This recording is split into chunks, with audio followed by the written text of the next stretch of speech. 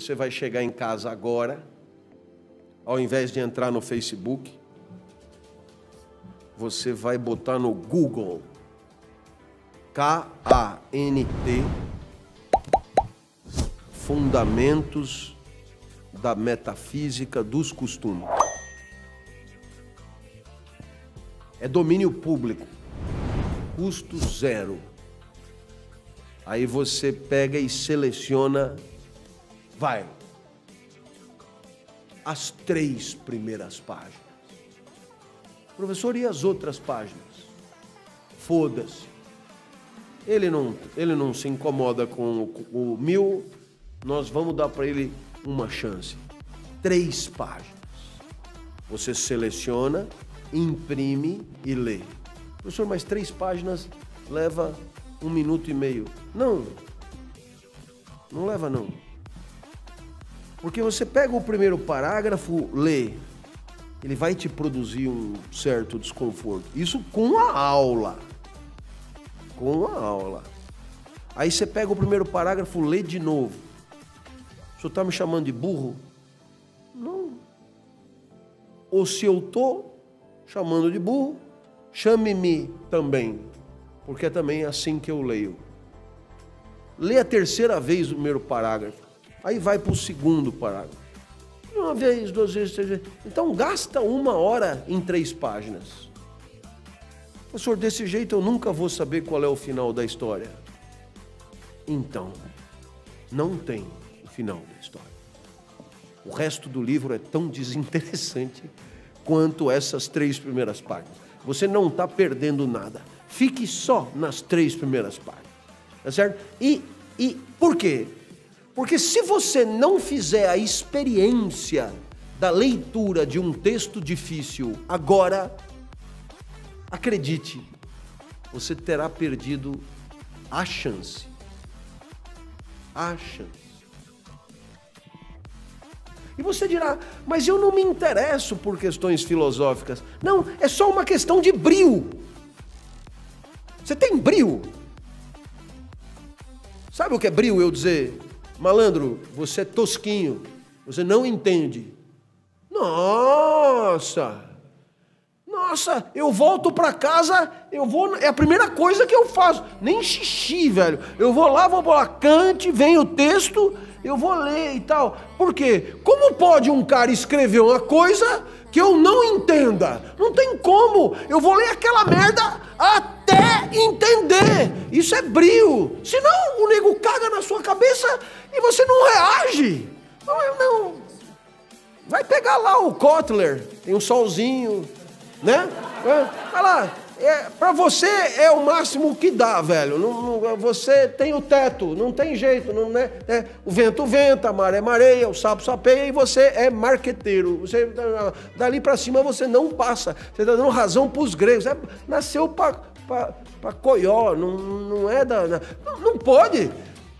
Isso te fere a alma. Como assim eu não vou entender? Não, eu comi na infância, né? Comi, me deram leite materno, me deram leite ninho, me deram não sei o quê. Cérebro tem o tamanho de um cérebro normal, neurônio tem neurônio à vontade. Então, porra, se o cara escreveu, velho, você só vai entender o que ele escreveu. Você imagina que ele teve que tirar do zero aquela merda toda.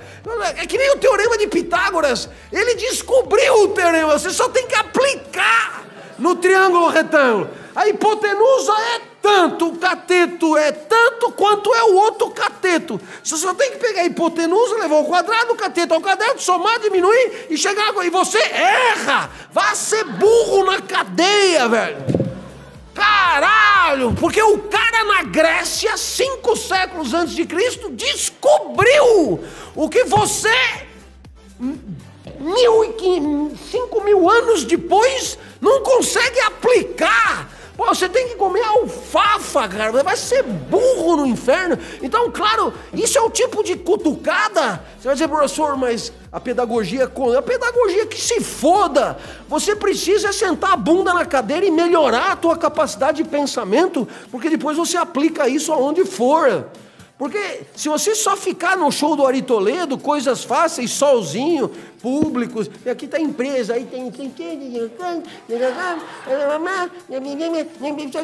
Mas, pelo amor de Deus, velho, sabe, na quinta série primária já daria pra entender essa merda. Pega alguma coisa de gente, tenha culhão, mesmo que não tenha nada a ver com você, tenha sangue, reaja. Professor, eu não faço questão nenhuma de... Tudo bem, fiz o que eu pude. Porque é isso mesmo, né? O que eu tô te dizendo? O que todo mundo diz? Não, nem pega o texto, cara, né? Isso aí é para 2 ou 3. Porra, se o cara me diz isso aí é para 2 ou 3, então é para mim. Cadê a porra do negócio? Né? É que nem aquela coisa do Bourdieu lá. Já contei essa história, né? Você sabe que o Bourdieu foi meu orientador, eu estava numa aula, ele vira e fala... Eu já contei com certeza, mas eu conto de novo. Os circuitos de consagração social serão tanto mais eficazes quanto maior a distância social do objeto consagrado. Aí eu tô gravando a aula do cara, aí eu chego em casa, né? Na cozinha para não acordar o Joaquim, que é meu colega de quarto, clandestino, e virou ministro do Supremo. Para não acordar o Joaquim, eu vou para a cozinha. Les circuits de consécration sociaux seront d'autant plus efficaces selon la distance sociale des objets accomplis. Aí você lê a porra da frase, les circuits de consécration sociale. Aí você lê a porra da frase, les circuits, e você começa a se sentir mal, cara. Por isso você lê 30 vezes a porra da frase e você não entendeu o que o cara quis dizer. Isso é... Então, você tem que se sentir incomodado. Por quê? Porque a tua inteligência é o que você tem de melhor. Se ela não dá conta de uma merda de uma frase, então... Você é um ser defecante, né? Por outro lado, para cagar, todo dia eu cago, é uma beleza. Não, é aquilo que você tem que entender. Aí você vai pro cara e diz, porra, não entendi a frase. E o cara ainda zoa da sua cara. Pô, mas é uma frase elementar. Nossa, é de moer o fígado, cara. Como assim é elementar e eu não entendi? Então, é esse brio que eu tô falando. É esse brio. É esse brio que levará você a progredir intelectualmente. Por quê? Porque estudar, aperfeiçoar a capacidade intelectiva, pensar com competência, é tão esforçado quanto ter músculos, correr, nadar travessia. Exige empenho, cara, exige dedicação, exige bunda na cadeira, exige etc. Tal. Então, é um pouco essa a ideia, né? Quer dizer, o que eu fiz aqui? Dei as chaves do castelo, fiz a cama, facilitei. Agora pega o texto, deita e entende. Por quê? Porque não tem por que não entender.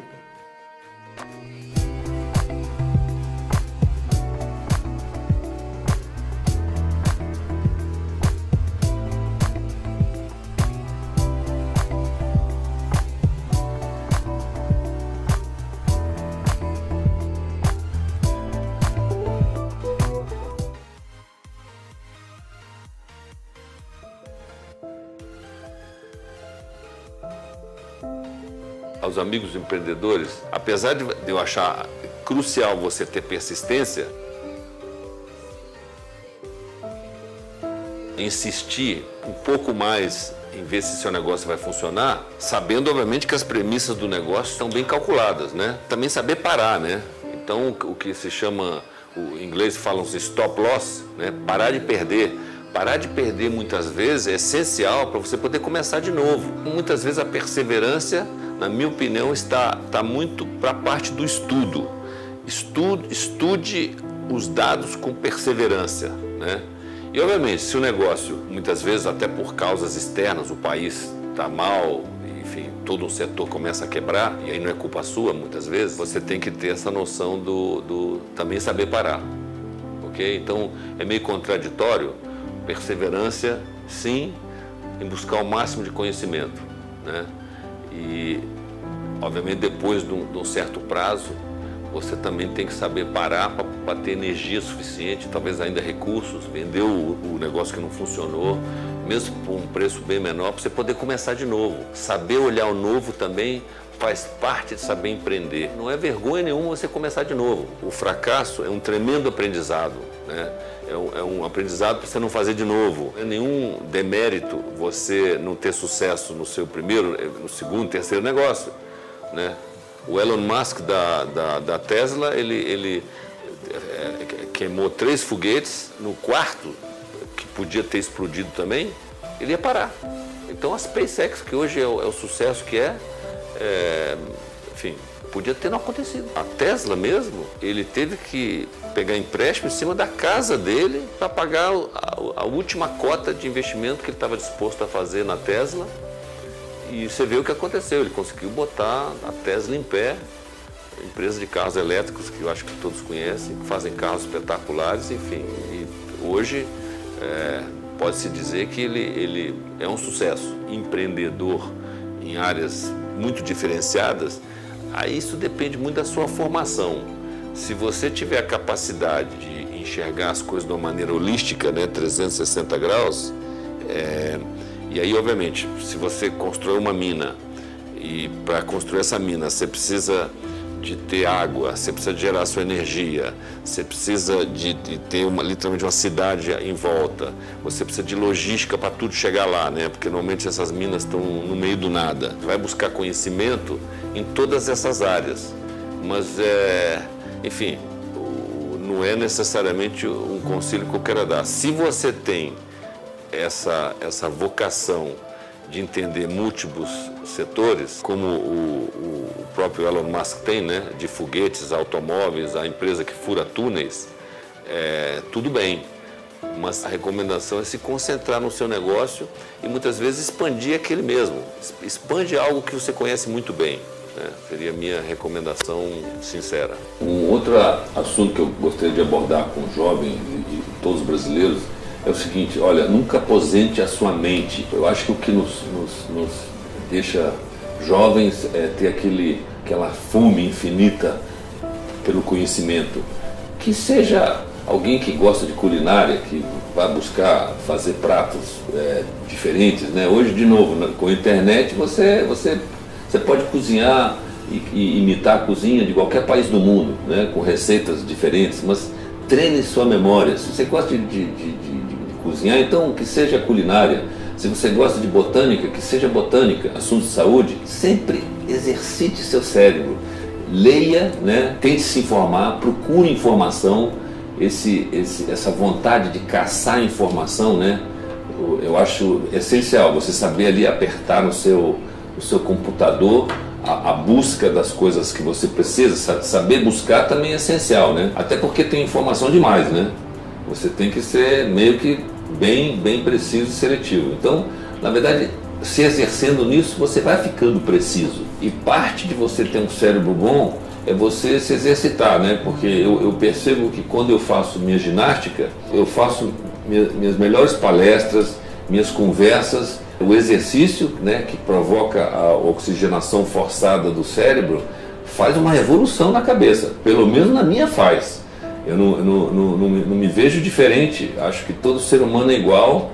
Que seja uma caminhada, você vai perceber que você está mais ativo no cérebro, provocando o cérebro para raciocinar e pensar, sabendo que para isso você precisa se oxigenar, induz a você fazer ginástica. Então é um negócio, para mim pelo menos, é um motor extraordinário. Não deixo de fazer porque faço as duas coisas ao mesmo tempo. Estou afinando o meu cérebro, estou fazendo ele performar melhor, né? Me conectar com todas as partes do meu cérebro e estou fazendo algo para a minha saúde. Oratório é um conjunto de coisas, né? Então, realmente, hoje existem cursos que te ensinam desde a postura física, de como se fica em pé num palco e você encara a plateia, como você fala com ela, ou com gestos, né?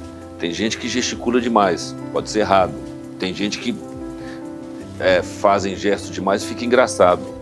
E as pessoas gostam também. Então, cada um meio que tem o seu meio de comunicar, né? Eu acho que, por exemplo, eu estou achando aqui porque eu não tenho 100% de certeza, mas eu acho que o meu timbre de voz me ajuda, entende? Tem pessoas que não têm essa vantagem da voz, né? E falam até, por exemplo, no Brasil você tem muitos sotaques, né? Certos sotaques, curiosamente, às vezes não inspiram confiança.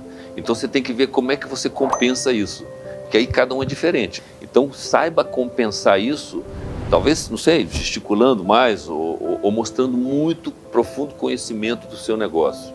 De fato, oratória me permitiu levantar 50 bilhões de dólares que eu investi no Brasil em vários projetos. Então, está aí uma boa explicação para justificar uma boa oratória, né? E eu pude treinar isso bem cedo vendendo seguro de porta em porta. Agora, eu diria para você que eu comecei na marra, porque com 18 anos eu era bem cru, né? E fui aprendendo e, obviamente, de casa eu já tinha uma facilidade de me comunicar, porque com 7 irmãos, né? Eu acho que ajuda. O seu ambiente de casa sempre é uma parte importante.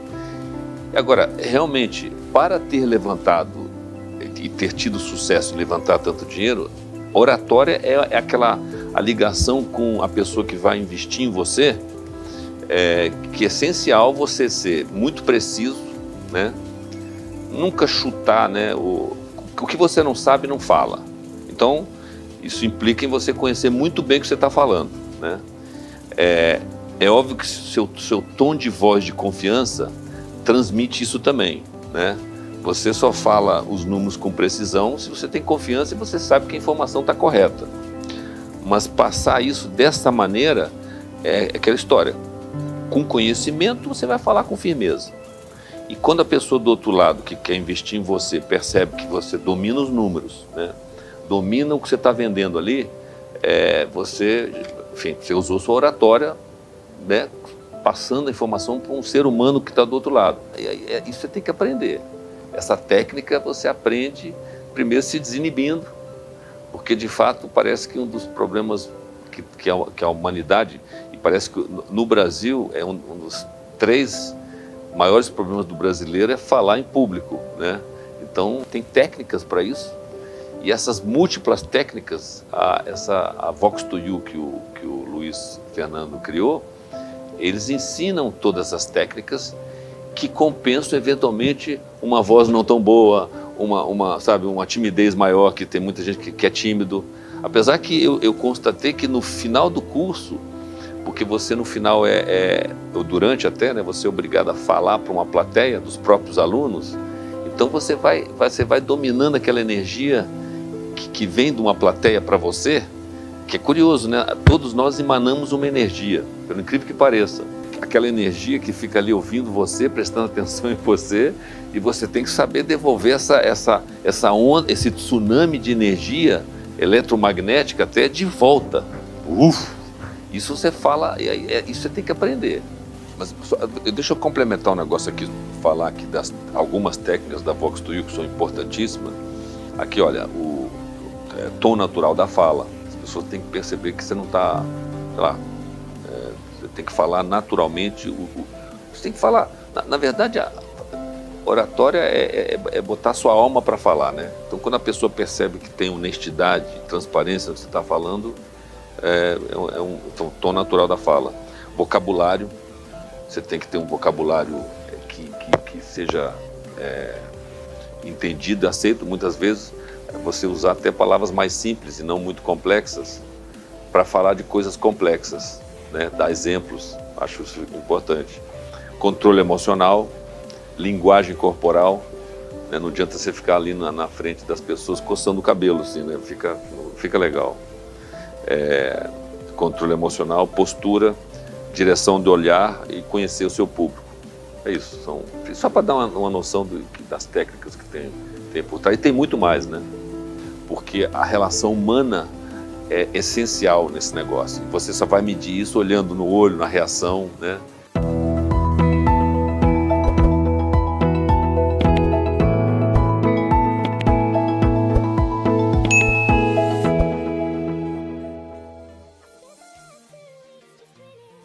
Desde que o homem pensa sobre a vida, se deu conta que a vida dele tem algum problema. Porque quando ele compara a vida dele com a vida do resto da natureza, a diferença salta aos olhos. Na natureza tudo é como só poderia ser. Na natureza tudo é necessariamente como é. Na natureza o vento venta como só poderia ventar, a maré mareia, o sapo sapeia, a girafa girafeia, e tudo é do único jeito que poderia ser. E o homem tem a sensação de que no caso dele não é bem assim. A cada passo poderia ser diferente do que é. A cada passo o homem faz escolhas, a cada passo o homem toma decisões, e a vida vai acontecendo em função do que ele decide, do que ele escolhe, do que ele delibera. Para cada momento de vida, o homem joga no lixo, renuncia, abdica de tantas alternativas, né? A vida pressupõe um monte de renúncias, e assim o homem é autor da própria trajetória, que poderia ser outra e outra. Nada na natureza vive desse jeito. A vida do homem não tem muito a ver com a vida do resto. Imagina como seria esquisito uma pera grudada na pereira, se ela decidisse não cair. Está chovendo hoje, eu vou me sujar toda, é melhor deixar para cair amanhã. Aí a pereira, que é mais esquizofrênica ainda, diz: melhor cair hoje, amanhã você vai se esborrachar. Não, não quero cair, eles vão acabar me comendo, deixa eu ficar aqui. E essa é a história da pera que apodreceu na pereira. Você ouve e diz: história ridícula, coisa de filósofo, pera cai quando tem que cair. Mas eu tenho um filho de 23 anos, o meu filho nasceu na França quando eu fazia o doutorado, e o meu filho estudou com os franceses na escola francesa em São Paulo, fez propaganda e marketing, e hoje ele trabalha com a marca Moët Chandon. Meu filho ganha mais do que eu, ele mora comigo, ele ganha mais do que eu, porque é impossível ganhar menos do que eu, né? Eu trabalho na USP, a USP é uma universidade estadual, e o meu chefe não gosta de professores, e vice-versa também, né? Então, às vezes eu olho para o meu filho, que ocupa espaço, que cresceu, né? E eu me pergunto, será que ele não vai sair daqui algum dia, não, né? Pagar suas contas, fazer carreira solo? E toda vez que o meu filho vem falar comigo sobre a vida, ele me diz o contrário do que eu acho que finalmente ele vai dizer. Como eu sou feliz de morar aqui com você, né? Meu filho é uma pera que apodrecerá na pereira, claramente. As veleidades eróticas que fizeram com que eu saísse de casa mais cedo do que ele as tem em casa, né? Outro dia eu acordei cedo de manhã, domingo, para tomar água, e fui até a cozinha, e tinha uma pessoa que eu não conhecia. Era uma jovem de camiseta, né? Só de camiseta, e ela fritava ovos. E eu não queria que ela me visse. Fechei a porta, fui para o quarto, abracei minha esposa e disse: tem alguém aí que eu não conheço. Ela acordou sobressaltada: como assim tem alguém que você não conhece? Eu falei: é uma jovem interessante, de bunda de fora, fritando ovos. A minha esposa pensou em tudo que eu falei e disse: você sonhou. Eu já sei do que você precisa. Quando eu acordar, eu resolvo o seu problema. Por enquanto, me deixa dormir. Eu não tinha sonhado. Meio-dia, meu filho acordou e me apresentou a Fifi, ou é Kiki, sei lá. Eu falei: eu já conheço, ela gosta de ovos na madrugada, né? Meu filho não sai de lá tão cedo. É possível que eu saia antes dele.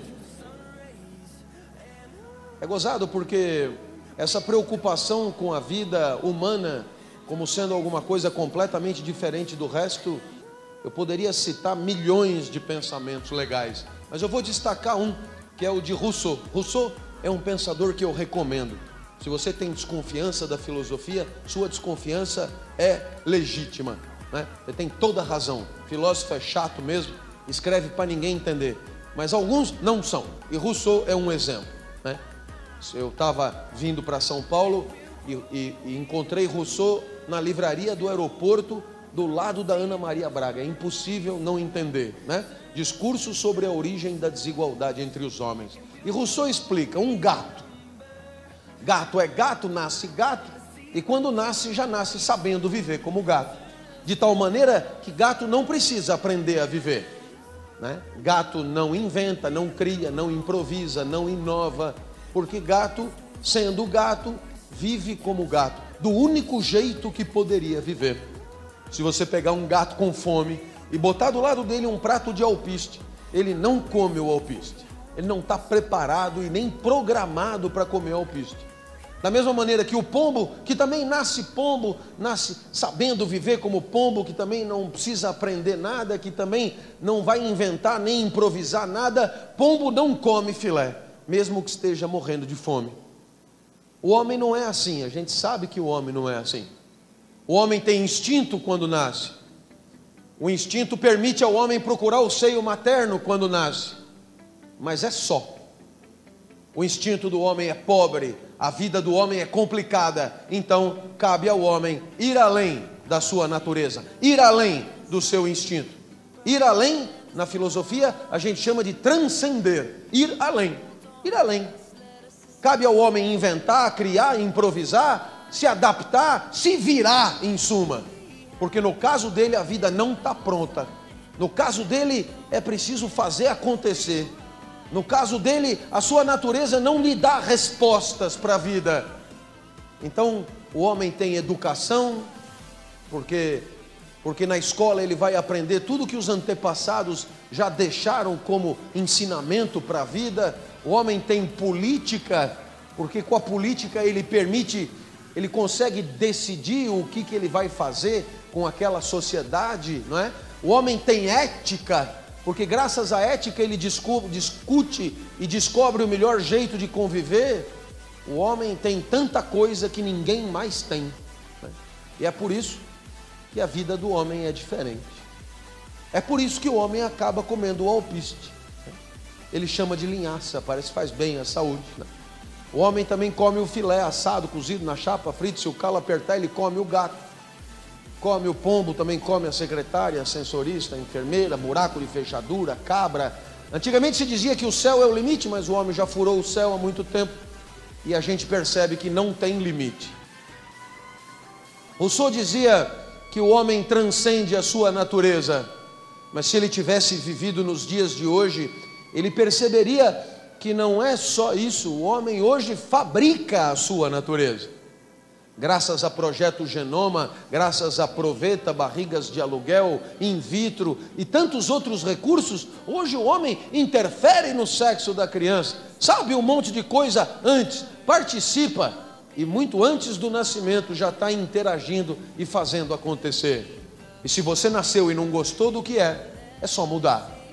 Homens viram mulheres com facilidade, mulheres viram homens, gordos lipoaspiram, magros siliconeiam, cabeludos raspam, carecas implantam, branquelas bronzeiam artificialmente e bronzeados esbranquiçam quando dançam e cantam bem.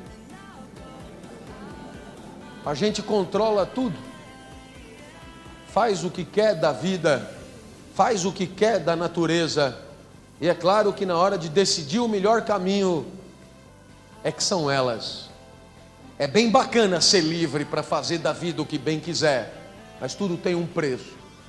O gato olha para você com ar de superioridade, porque gato é gato, já nasceu sabendo e vai viver como gato, tranquilo, sem dúvidas, sem dilemas. Mas você que não é gato, você que não é nada, você que precisa viver para descobrir quem é, você vai ter que decidir. E isso é uma tarefa difícil. Escolher o melhor caminho é tarefa complicada. O melhor é sempre o que vale mais. E atribuir valor às possibilidades de vida é a nossa tarefa, é a nossa condição, o nosso fardo. Como se faz para atribuir valor? O professor dá nota 8 a um aluno. E a prova vale 8, porque o professor comparou a prova do aluno com a sua. Todo valor é assim. É a comparação daquilo que você quer valorar com aquela referência ideal. Só existe valor desse jeito. Você pode atribuir valor a qualquer coisa, desde que você tenha o gabarito, a prova nota 10. Aquilo que você considera o perfeito, o modelo, a referência. Quando o professor atribui nota 9 a outro aluno, é porque ele comparou a prova do outro aluno com o gabarito e percebeu que é mais parecido. 9 é melhor do que 8, porque 9 é mais parecido com 10. É claro que com a prova do professor não há dificuldade, ele já tinha o gabarito. E o resto da vida, como funciona? E fica claro que para você escolher o teu caminho, você precisa de uma vida nota 10. O gabarito da vida, a referência da vida. E essa busca da referência a filosofia sempre fez e chamou de virtudes, virtudes morais. E as mesmas virtudes morais da filosofia, o mundo das empresas chama de valores. Toda empresa tem um banner, todo banner tem valores, e os valores são as referências, o gabarito da vida, a referência a partir da qual você consegue descobrir qual é o caminho que vale mais. Por exemplo, no exército, o primeiro valor é a disciplina. Então toca a corneta, você acabou de entrar no exército, corneta das 5 da manhã, você acorda e na hora de levantar passa pela sua cabeça tirar um cochilinho suplementar, até às 7, ninguém